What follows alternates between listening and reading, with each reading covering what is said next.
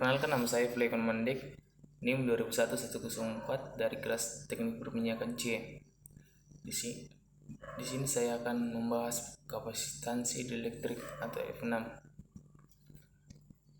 Yang pertama, abstrak. Telah dilakukan praktikum yang berjudul kapasitansi dieelektrik dengan tujuan untuk memahami prinsip kapasitor dua plat sejajar, memahami hubungan antara parameter dua plat sejajar dan besar kapasitansi, serta mengamati hubungan antara bahan dieelektrik dengan besarnya kapasitansi. Dalam percobaan ini dilakukan dengan menggunakan PET fluorescence machine yang merupakan simulasi praktikum online. Berdasarkan hasil yang diperoleh pada praktikum ini dapat ditarik kesimpulan bahwa hubungan antara kapasitansi C atau C berbanding terbalik dengan jarak atau D dan berbanding lurus dengan luas plat A, dan hubungan antara hubungan antara bahan dieelektrik dengan kapasitansi atau C yaitu berbanding. Selanjutnya, yang pertama, pendahuluan 1.1 latar belakang.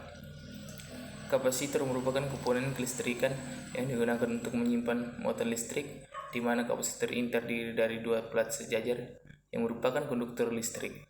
Kapasitor sendiri dalam kehidupan kita sehari sering kita jumpai seperti power bank, baterai, aki, dan lain-lain. Kapasitor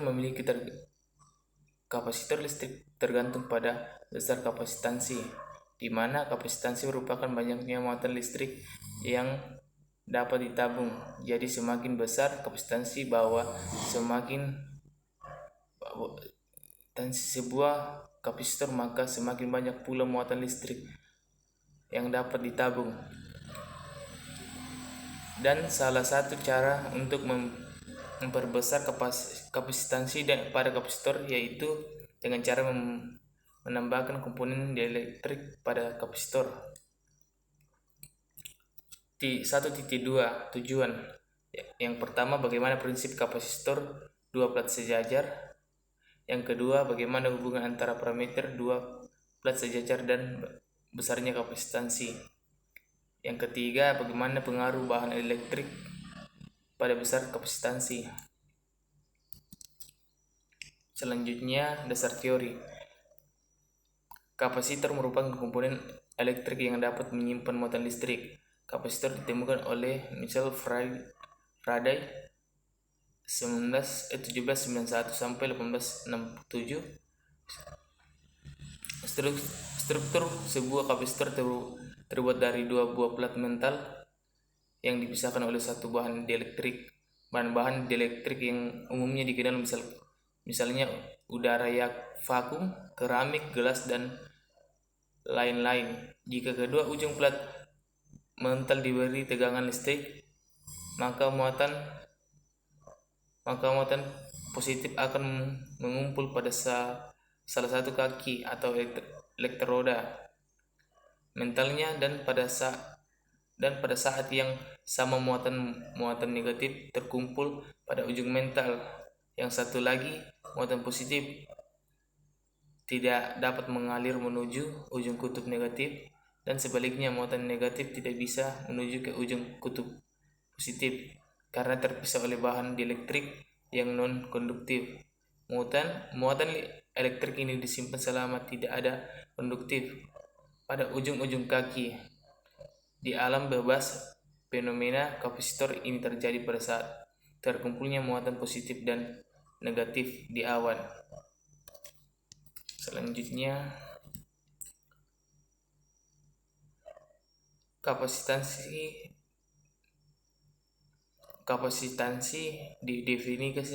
didefinisikan sebagai komponen dari satu kapasitor untuk dapat menabung muatan elektron.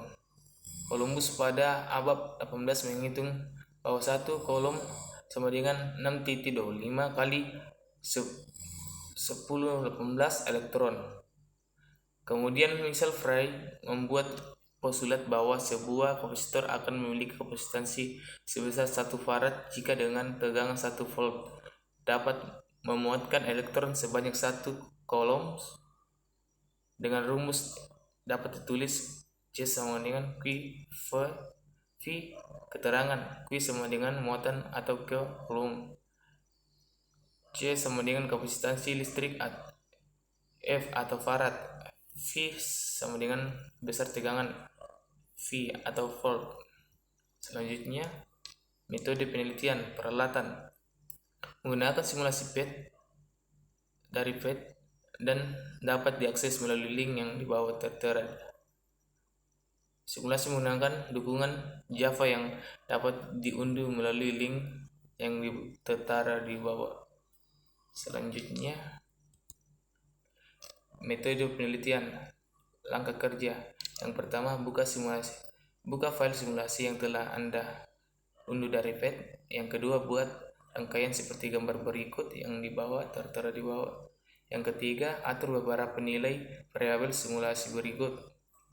Yang pertama, nilai tegangan input rangkaian dengan cara menaikkan pin voltage pada baterai. Yang kedua, jarak antar plat. Yang ketiga, luas penumpang plat.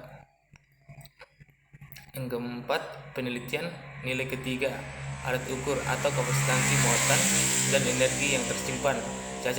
Catatlah hasil pada tabel simulasi. Yang kelima, hitunglah nilai kapasitansi muatan dan energi yang tersimpan. Catatlah hasil pada tabel hasil perhitungan. Selanjutnya, diagram alir. Yang pertama, membuka link PET. Yang kedua, mengatur variabel rangkaian. Yang ketiga, mengukur dan mencatat data. Yang keempat, membuat tabel dan grafik. Yang kelima, pembahasan. Yang terakhir, selesai.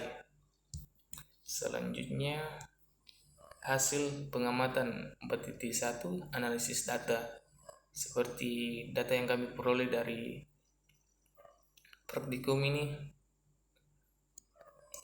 teman-teman bisa lihat.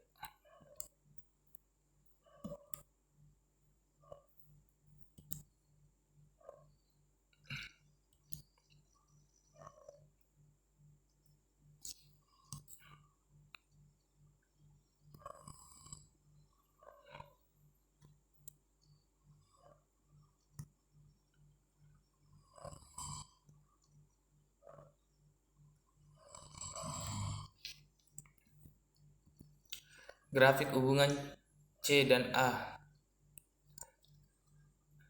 yang tertera di bawah.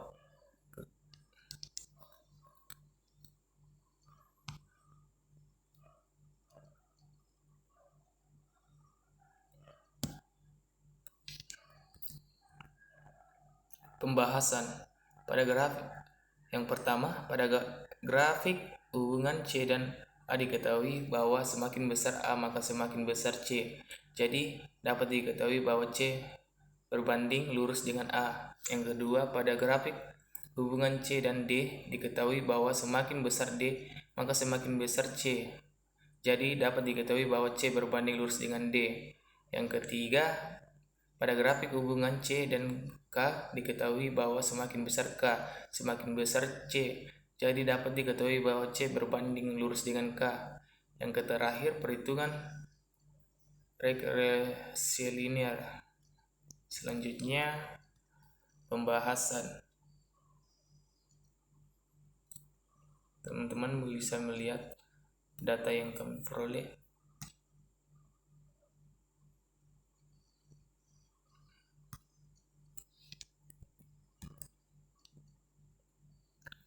Yang kelima, kesimpulan dan saran. 5.1 kesimpulan. Dari percobaan yang telah kami lakukan, diperoleh kesimpulan sebagai berikut, bahwa kapasitor atau kondensator berfungsi sebagai penyimpan muatan listrik. Struktur kapasitor terdiri dari dua plat mental yang dipisah oleh bahan dielektrik. Satuan dari kapasitor atau C adalah farad. Kapasitor memiliki dua jenis, kapasitor polar dan kapasitor non-polar. Kapasitor dapat dirangkai seri maupun paralel dengan cara perhitungan total kapasitansi berbeda. Kapasitansi adalah kemampuan kapasitor untuk menampung muatan elektron.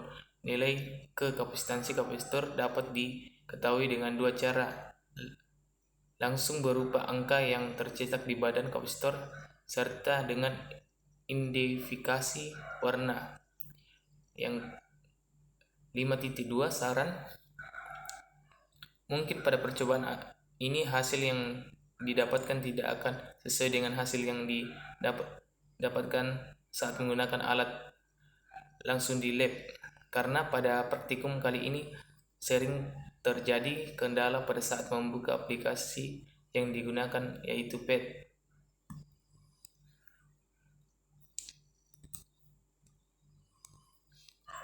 Sekian dari pembahasan kami. Terima kasih.